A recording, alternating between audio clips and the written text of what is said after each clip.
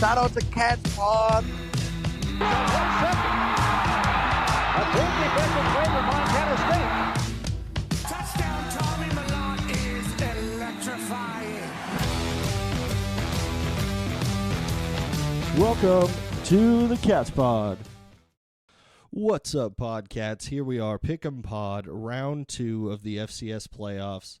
Exciting week in some ways. A lot of very lopsided matchups, though. How you feeling, Eric? Yeah, that's really what I'm feeling. I mean, I can't wait to watch some football, but like you said, I have a feeling that if you're looking for an upset, you might not want to turn the TV on. Yeah, it might not be your weekend for sure. No. One thing, if anybody has not listened to our interview with Zach Black from last night, you got to go listen to that thing because it was a very fun time talking with Zach Black. Yeah, it was a really good one. Also, one thing that I forgot to bring up was we were talking about Spotify Wrapped or Apple Replay, depending on what you use. And I forgot to bring up that on our podcast, Spotify Wrapped, it lists off the top 3 genres of our fan base.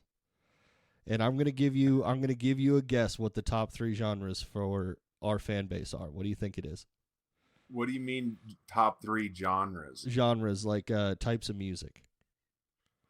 For that our fans listen to. It told me the top three genres for people that listen to our podcast. Oh gosh. This is no specific order. I'm just going to go I'm going to go rap, country, classic rock. Okay. So you were very close. All right. Our top one was country, number 1 country. Number 2 was, it just said rock, just all kinds of rock. And then number 3, this is the real ringer, sea shanties.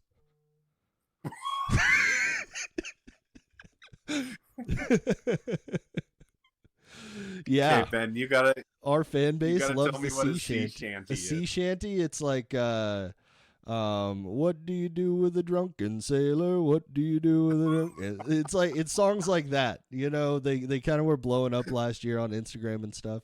I looked at that and I just had to laugh completely because that is listeners. Hilarious. We might have to create a new intro song that's just a sea shanty about the Bobcats. Oh my gosh. Just for our fans.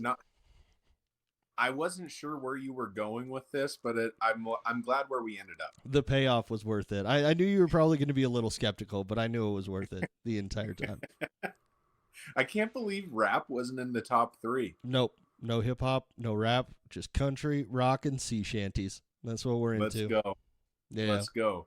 I love our listeners. They're cool. It's perfect. Perfect. Everybody likes to mix a little Zach Bryan with their sea shanty. Yeah. Followed by some Thunderstruck. Yep. Just blow the man down and then Thunderstruck. That's what you listen to. You know? Yeah. Should we jump in? Yeah, let's go for it. What's the first game you got? Let's go with Villanova Incarnate Word, huh? Okay, Villanova Incarnate Word. So, I feel like if there was gonna be an upset, it might be this game. Mm-hmm. I'm not confident in saying that at all. Yeah. I have Incarnate Word's quarterback is legit, but if you look through Incarnate Word's schedule, they lack a real signature win. Mm-hmm. They really don't have one. Yeah. They beat a lot of teams. You know, a 10-2 record's pretty good, but they never went out there and beat a top team or really any really good teams, I guess. Mm-hmm.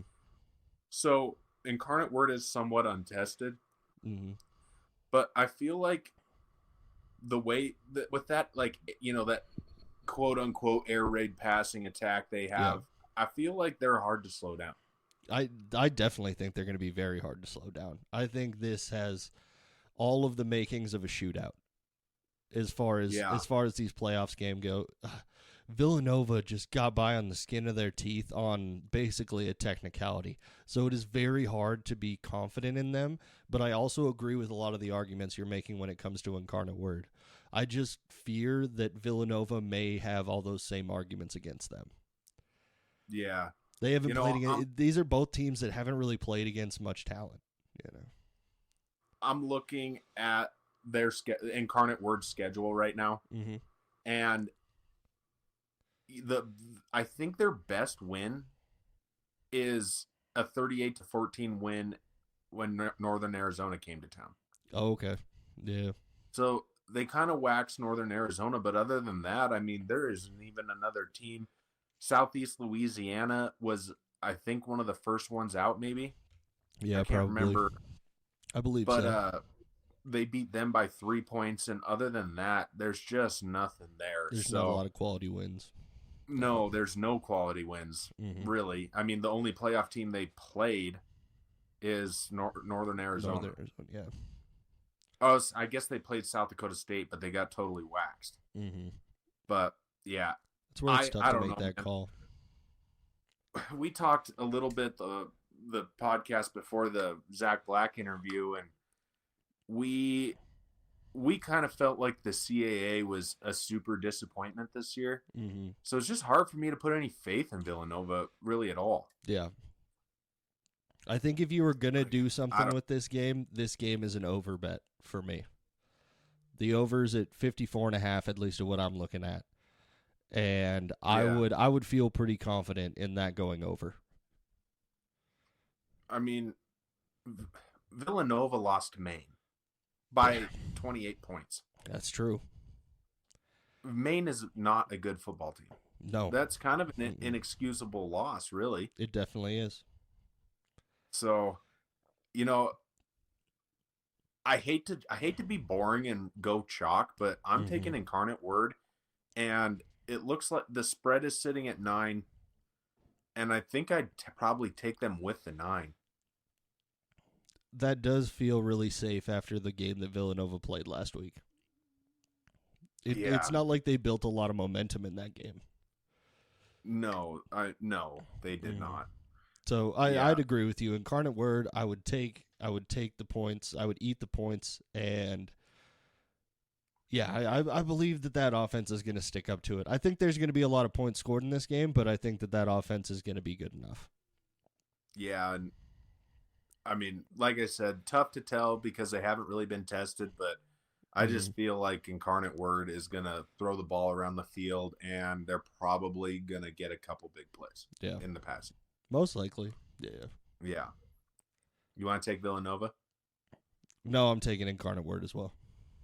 Oh, come on, you're soft. I by the skin of my teeth, I won that one last week, and I'm not doubling down on that bad boy.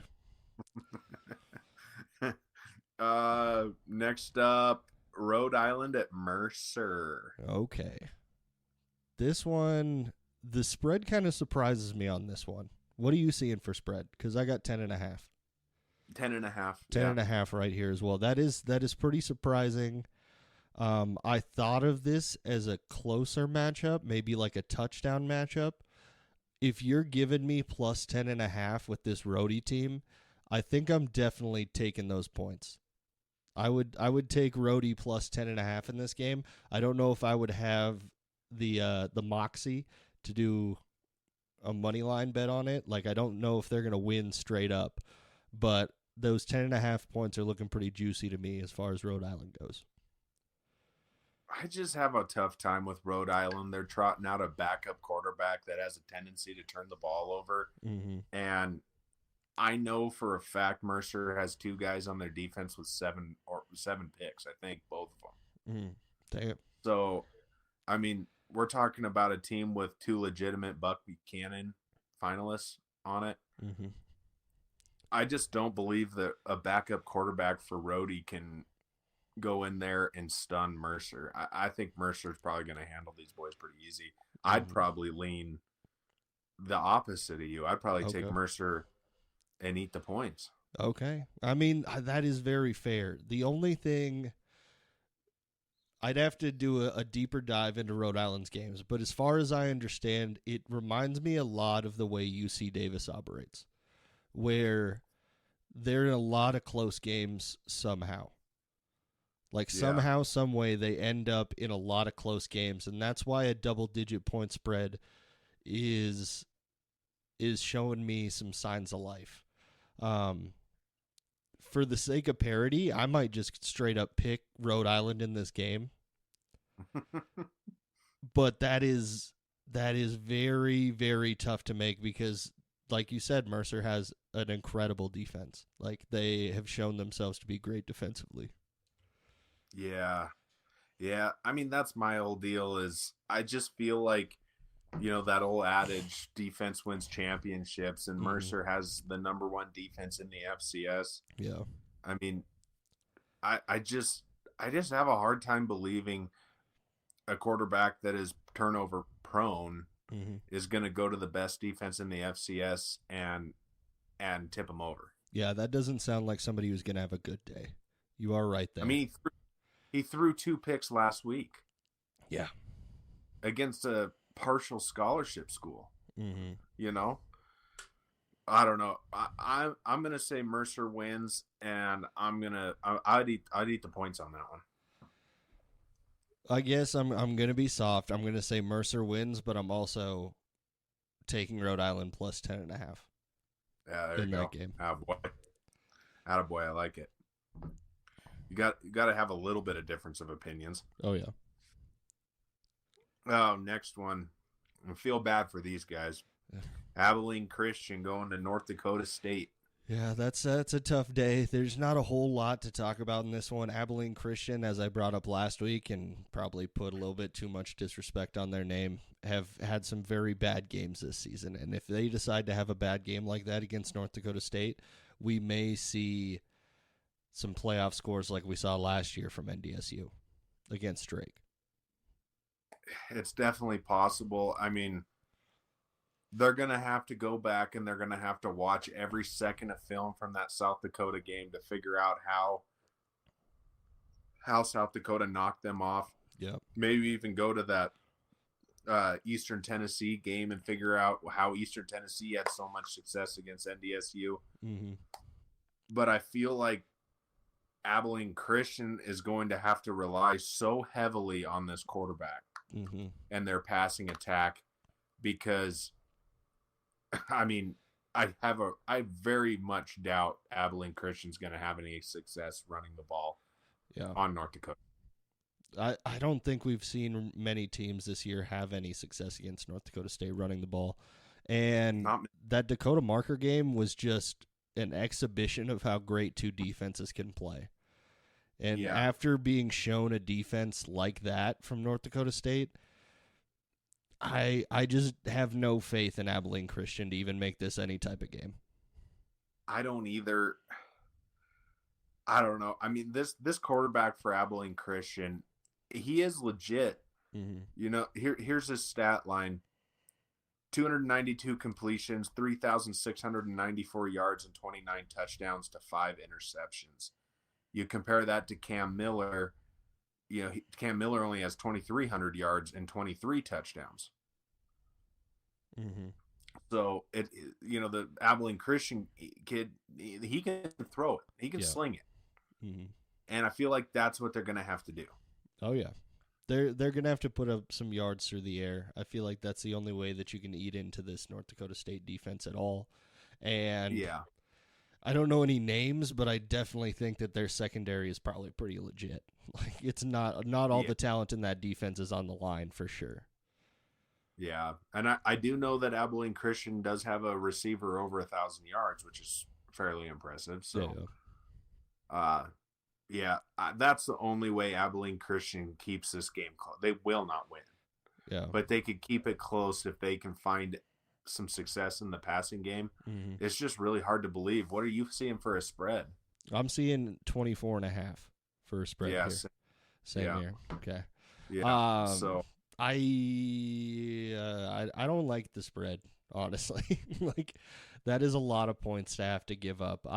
This game feels like a stay away game for me because I don't I don't know enough about Abilene Christian's offense, like actually watching it in person or on TV. I don't know enough about them to be confident putting any kind of bet on them. No, I totally agree with you. I wouldn't touch that spread. No way. Mm-hmm. I mean, stay off. There's high likelihood that, you know, NDSU is perfectly comfortable holding a 3-touchdown lead over these guys and just, you know, kind of holding them there. Yeah. Vegas might know something that we don't know, though, looking through everything, because looking at all these games stacked up back to back, this game does have the highest over-under of any game in this round of the playoffs. So Vegas thinks that there's going to be some points put up in this game. If if this goes over 56, I think that North Dakota has to score at least 40-some. Oh, yeah. Yeah. Minimum. I mean, if the over hits, I bet the spread hits too. Oh, yeah, definitely. I feel like if the over hits, it's going to be a blowout. Mm-hmm. Like, for sure, blowout. Yeah.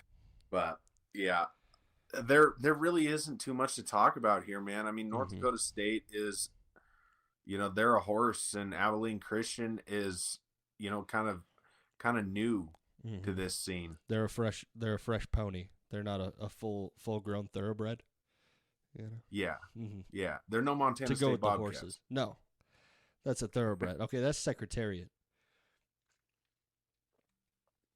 All right, what's the next one? Do you have anything else for this game? It feels like there's not much else to talk about. No, I'm good. Tarleton State at South Dakota. Okay. This is another one of those games, you know, Tarleton State tried to lose to Drake. Mm-hmm. This is their very first appearance in the FCS playoffs. Yep. South Dakota doesn't have a ton of success in the playoffs, but at least they've been here before. They kind of know what it takes. Yeah. I don't know, man. I don't have any faith that Tarleton State knows what to do in this situation. I think the Missouri Valley is going to flex their muscles on this game. Yeah, I think so. And it's going to kind of show that, not saying that Tarleton State are like frauds or anything like that. I just think that there's a difference when it comes to Missouri Valley or Big Sky. When you get into those top 3 teams, which South Dakota is, third best team in that conference, I think that that's worth a lot more than what Tarleton State has put up. I mean, this is one of those games where, you know, Tarleton's they have that Kayvon Britton. Dude is an animal. Mm-hmm. And I feel like they're going to have to ride him to a victory here if they were going to win. Mm-hmm. But South Dakota has a really good defense. Yep. I mean, North Dakota State couldn't really run the ball on them. Why would Tarleton State be able to? Mm-hmm.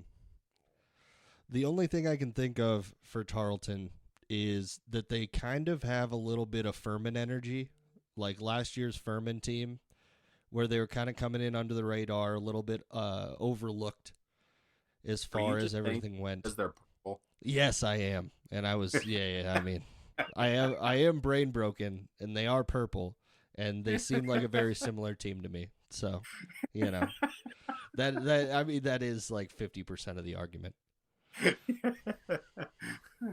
Oh, that's big funny. Furman energy, you know, the fur people. What is Tarleton State's mascot, by the way? It's just a T. Just a T. Yeah. Tarleton State Tees. The Tarleton Tees. they're the Texans. Oh. The Tarleton weak. State Texans. You know, weak. I mean, yeah, we're the Montana State Montanans. Yeah, nobody would respect that. The South Dakotans. Yeah. I don't know. It 15.5 points is what I'm seeing for a spread here, and that feels a little bit heavy. You know, I'm seeing 16.5 on ESPN. Okay. I don't love that, but I don't know. I mean, these are two teams. Once again, South Dakota has only really played. They lost to South Dakota State and they beat North Dakota State. Mm-hmm. So what do you take from that? Yeah, it's tough to make a lot of judgments, but they are the only team in the country that's beat North Dakota State right now in FCS. That's really fair. So actually, now that we're talking about that, and that was brought back into my brain, I think South Dakota's going to win this game for sure. I might even take minus 16.5. South Dakota is a good team. Yeah. I'm looking at their season scores, and they have put up over 40 points quite a few times. Yeah. Looks like 1, 2, 3, 4, 5, 6, 7 times this season. Oh, yeah. They are a solid team, for sure. Yeah. They put up over 42 points, 42 or more points 7 times this season. So, yeah, I don't know, man. The more we sit here and talk about this game, the more I actually don't mind that spread. Yeah. Yeah. Mm-hmm. We had to talk through it a little bit, but I think we both got to the same place on this game. Yeah. Yeah, I'm thinking that's probably a pretty safe bet. Tarleton is just they tried to lose to Drake, and South Dakota beat North tried Dakota real State. hard. That's all we need to say. That's all you need to know. The transitory property of football means South Dakota is way better. Yes. We've seen how that's worked out for us before, but, sometimes you just got to go with it. We're going to roll with it. We're rolling. We're rolling hard. Next up, Illinois State at UC Davis. And this is one that we need to start off by saying this is, first off, what are you seeing for a spread? I'm seeing 8.5 points, and it is disrespectful. Okay, so it has gotten a little bit better. Mm-hmm. But when I first looked this up on Tuesday, that money line was minus 286 for UC Davis. That is ridiculous. Mm-hmm. I'm seeing FanDuel minus 280 on this game. Oh, gosh, yeah, man. I mean, I don't even get that. I mean, UC Davis is a very good football team. Illinois State let SEMO hang around. Mm-hmm. Illinois State doesn't really have any real fantastic wins. Yeah. This is by far the best quarterback that they're going to play. Miles Hastings legit, and it's far and away the best running back they're going to play. Oh yes. That's what I was thinking. Is this game seems like the nationwide Land Larison coming out party, especially after he got snubbed in the Walter Payton. Oh yeah. That's very true. I feel like Land the man's probably got a chip on his shoulder here. I bet he does, and I am going to love to watch it against any team that's not Montana State. I am going to enjoy that thoroughly. Yeah. I mean, if we're being totally honest, I'm not saying 8.5 points is – I mean, let's put it this way. I could see this being UC Davis only scores 30 points. Yeah. But still covers the spread. Yep. They've got some dudes on defense that are not to be disrespected. I don't know a lot about Illinois State's offense, but to me, just what we have seen firsthand this UC Davis team do, I feel like they are being severely underrated by a lot of the national scene. And that includes betting organizations, and I don't know if these other conferences know about Land Larison or Miles Hastings. I feel like they don't. And I'm looking at the passing stats. It's so different. I mean, their offenses, Illinois State doesn't pass the ball nearly as much. They also don't run the ball nearly as much. Mm-hmm. Miles Hastings has 1,100 more yards and 16 more touchdowns. Land Larison has 40 more carries, 200 more yards, and 3 more touchdowns. And he's also UC Davis's leading receiver. Mm-hmm. I mean, I don't know, man. We've talked about it before that, a lot of these teams that make playoff runs have stars, legitimate stars on them. Yeah. And UC Davis has Land the Man. He's a legitimate star. Miles Hastings is a really good quarterback. And a minus 286, I just don't see it. I felt all along that UC Davis would cover this easy. Oh, yeah. Yeah, I definitely feel that way, too. I completely agree. Also, the Big Sky's better than the Missouri Valley, and we're just going to prove it. Yeah, that's what this game is about. Yeah. So, I don't know. Yeah, I really feel like UC Davis is the better team, and they're going to prove it. Oh, yeah. Pretty easily. Yep. Full agreement here. Yeah. Would you take the points? Or I'd take the points. Yeah, I'll go minus 8.5 for UC Davis. The only thing that scares me about it a little is, like I said before, UC Davis finds a way to make the game close.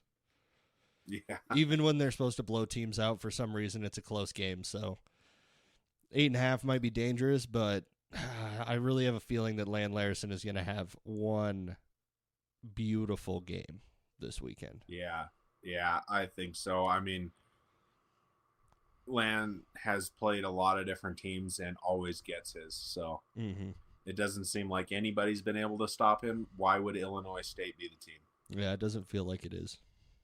Yeah. Next up, we have Lehigh at Idaho. Yeah. I feel like this is one of the most lopsided games. Everybody likes to talk about Idaho and, kind of how they like to make games close or, let the Bobcats completely blow them out.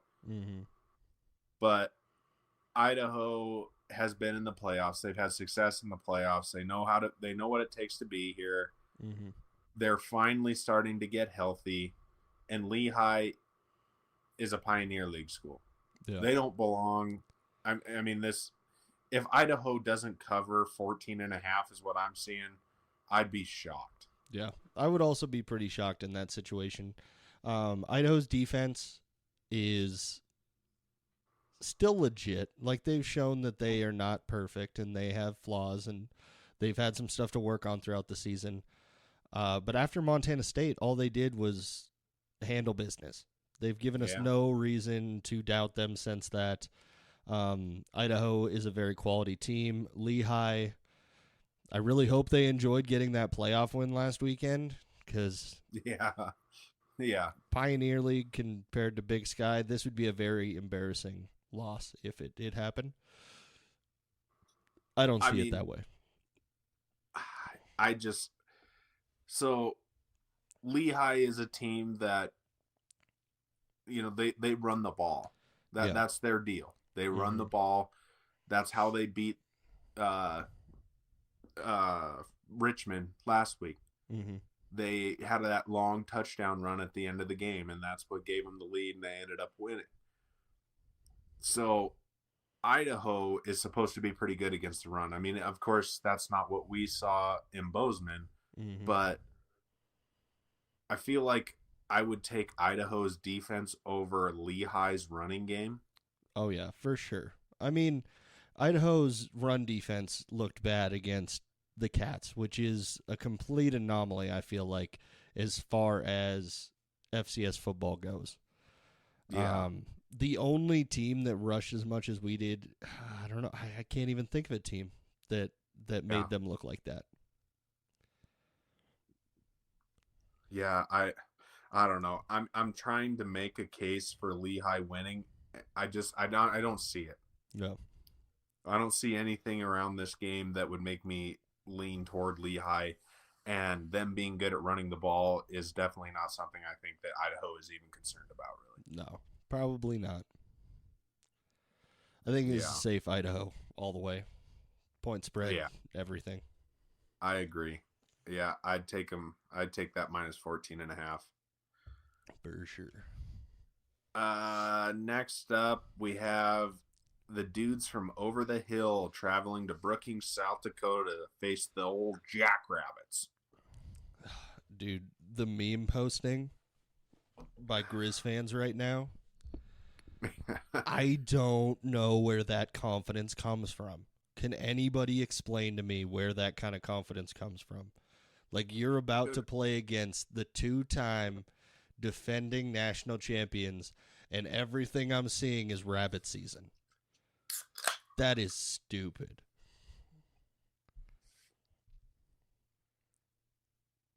I lost you for a second. Oh, okay. Am I back? Yeah, I got you now. Okay, What did good. you just say? I said that I think all of the rabbit season posting by Grizz fans is absolutely ridiculous. My favorite one is the Monty Python with the little bunny rabbit sitting down in the cave. Oh, yeah. That was very funny. UM on all the guys standing there. That's a pretty good one. Oh, yeah, definitely. That's the way I feel like this game is going to go. I know the Grizz do weird things in the playoffs, and they figure out how to win games, and Junior Bergen's going to have to take 4 punt returns for touchdowns for them to beat South Dakota State. That's all I'm thinking. And see, I feel like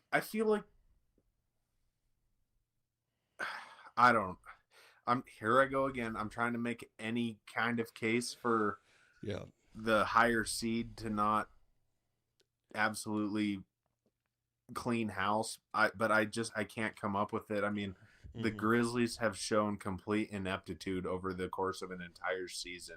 Their defense is not good. No. Their offense is average. Yep. Gilman is not going to have a good day.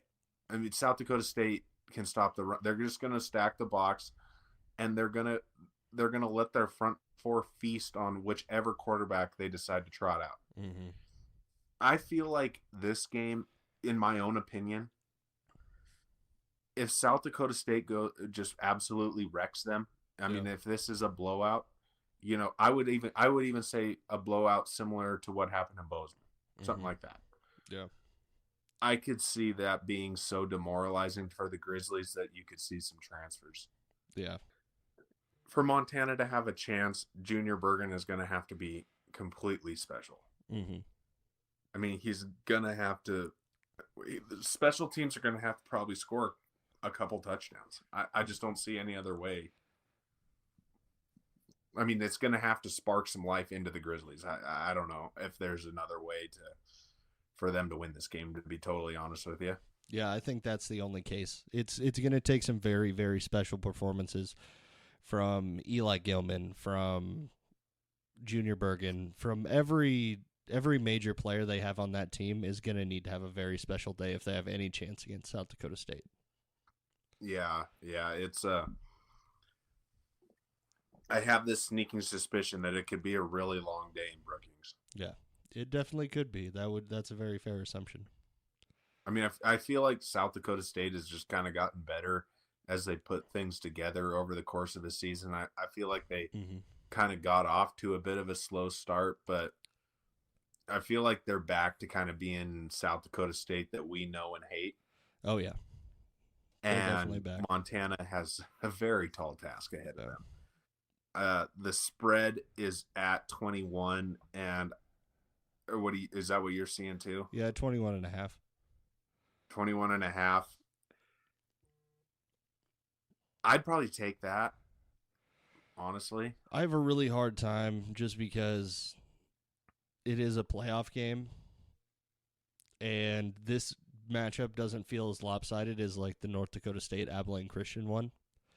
Yeah. That feels way more lopsided of a matchup to me. That's why I'm fine with like 24.5 in that situation. These two teams seem like they are closer in at least what tier they belong in, basically. So I would definitely lean towards not taking the spread, but I still think South Dakota State's going to win this game pretty handily. Yeah. I mean, I'm not in love with the spread. I'd probably take it. What interested me a little more is the totals. Yep. That over under 47.5. I would probably take the over on that. Over 40. Yeah, I feel like that's pretty safe. I mean, the Grizz offense has showed that when it wants to do something, it is going to bust for big plays. So they could sneak in some touchdowns here or there on big plays, and then all of a sudden a couple special teams plays, and the points are there for 47.5 for sure. Yeah. I mean, that's really not a hard over-under to hit. No, it's definitely not. We know South Dakota State is going to score on the Grizzly defense. That is a fact. Mm-hmm. The Grizzly defense hasn't really been able to stop anybody all season long. Yep. They've been in a lot of shootout games, and I mean the Bobcats handled them pretty darn easy. So I don't know.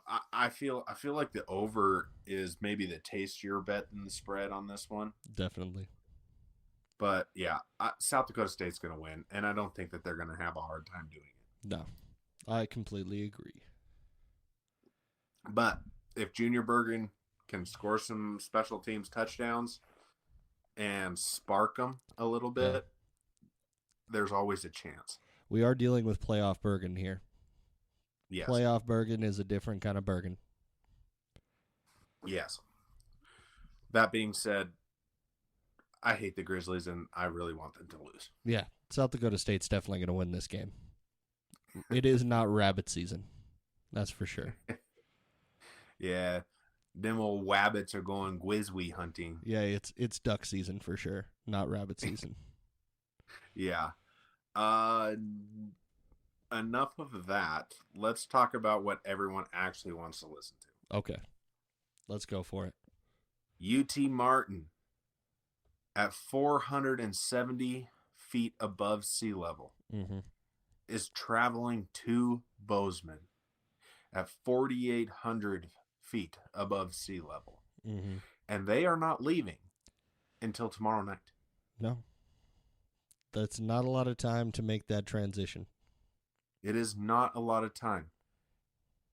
And UT Martin has a defensive line that consists of several guys well over 300 pounds.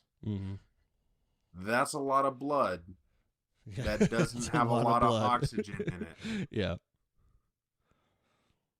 And they're going to be playing a team that bullies you all game long. Yeah.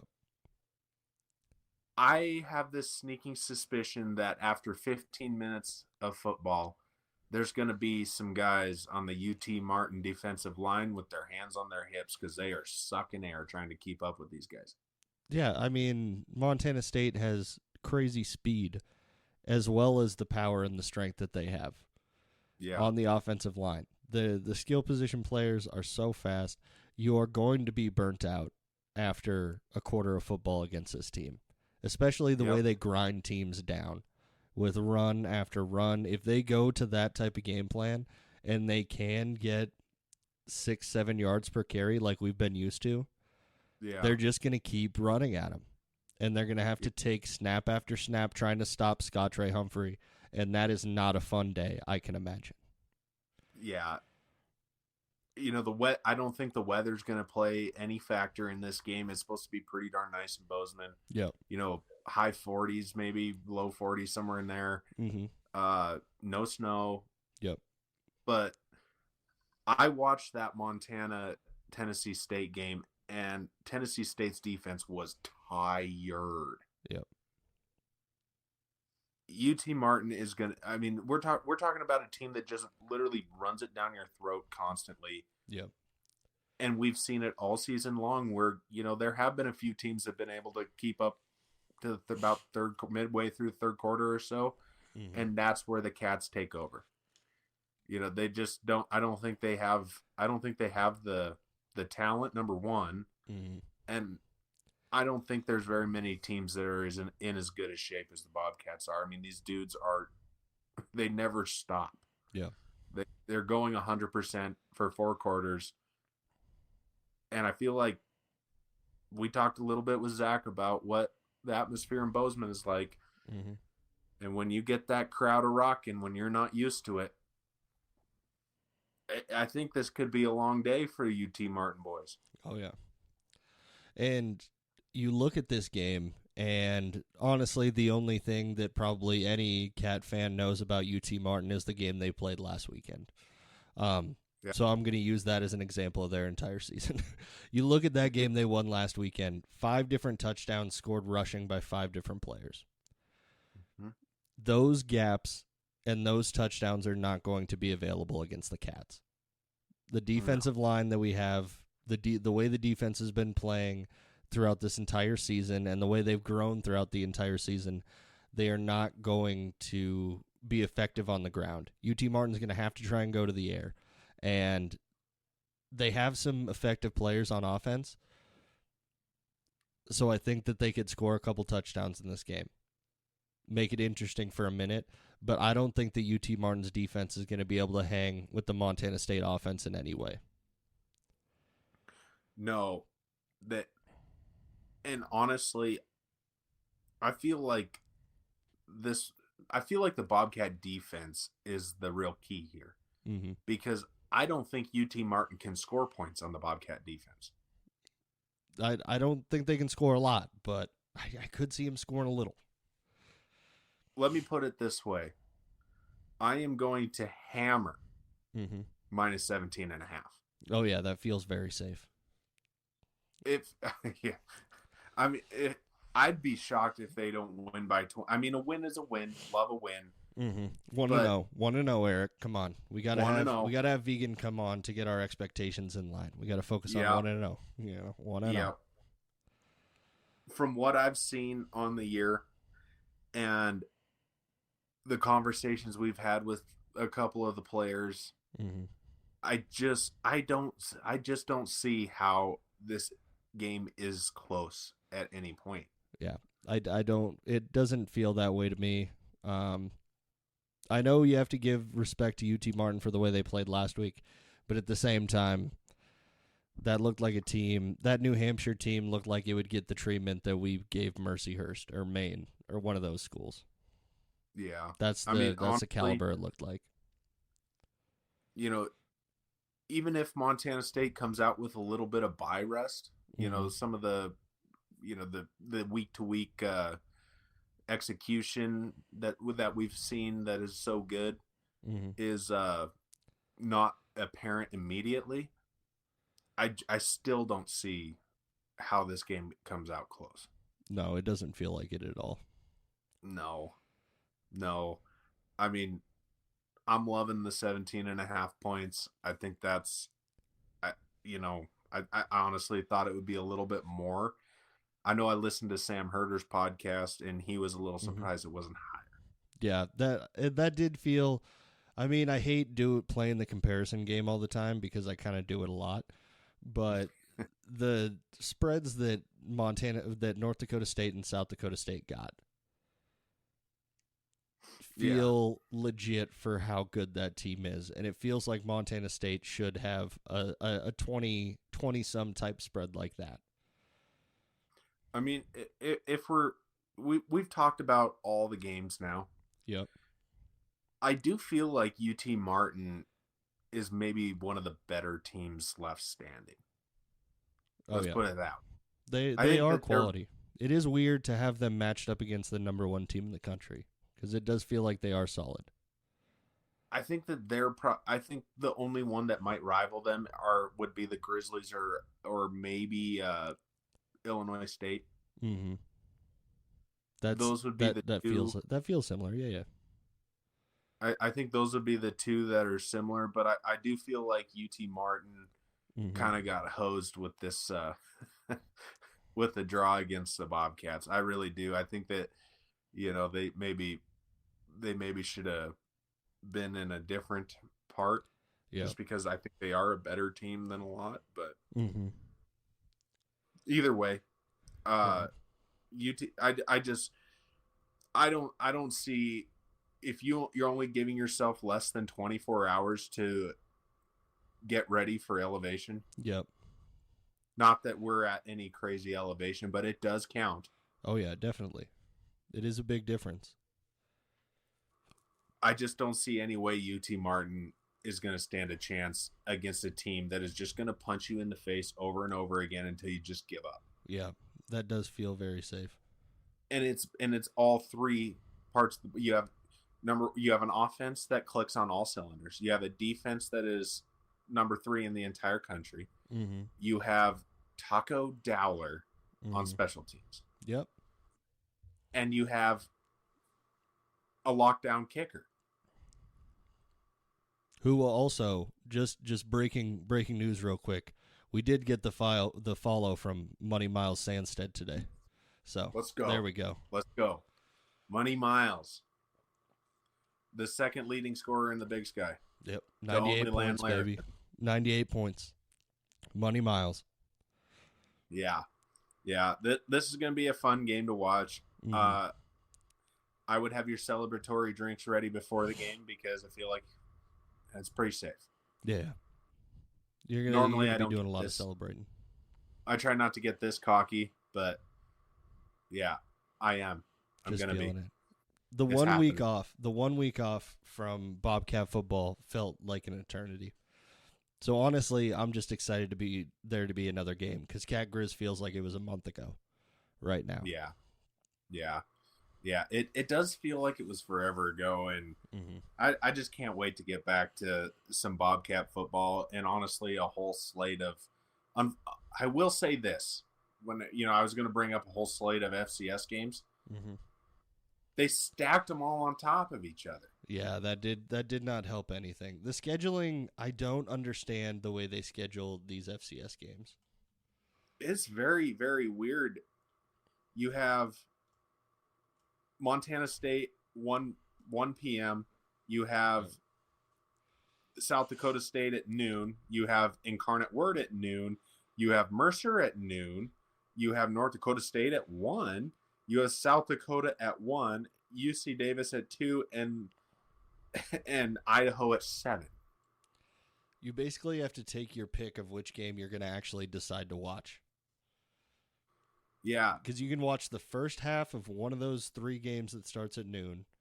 You can watch the majority of one of the 3 games that starts at 1 o'clock, unless you're going to do a 3-screen type situation, which I don't think ESPN Plus does. No. And then you have the huge gap until you get to that Idaho-Lehigh game. There's a lot of open territory there. Yeah. I think my schedule will probably be the Grizzlies for an hour, then Bobcat football, and then watch Idaho, I guess. Yeah. I guess I'll probably try and catch as much of UC Davis, Illinois State as I can, depending on how long the Cat game goes. But I am interested in watching that game. I think that's going to be a very entertaining one. Even if UC Davis pulls out ahead pretty fast, I still think it's going to be a lot of fun to watch. Yeah. Yeah, I do too. Mm-hmm. Yeah. It's going to be a good Saturday. Can't wait. Great Saturday. Always great to have a Saturday full of football. Yeah. 1-0, baby. 1-0. All right. Thanks, everybody, for listening. I believe you got anything else? No. No. Okay. Thanks, everybody, for listening. Go ahead and rank us 5 stars wherever you are listening to this at. Go ahead and check out that interview we just did with Zach Black if you haven't already. And go ahead and follow us on X or Instagram at CatsPod. Check us out on YouTube at The CatsPod. And we will see you guys this weekend after another glorious Catterday. Adios.